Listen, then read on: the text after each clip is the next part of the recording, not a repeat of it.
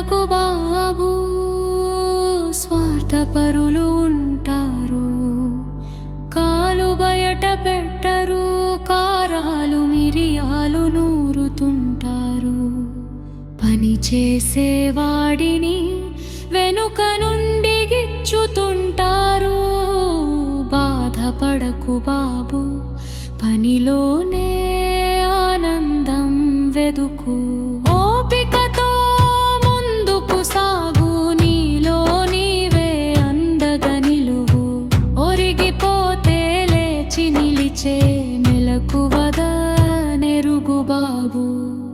అమ్మ నీకు అండగా ఉంటుంది, నాన్న నీతో నడుస్తూ ఉంటాడు.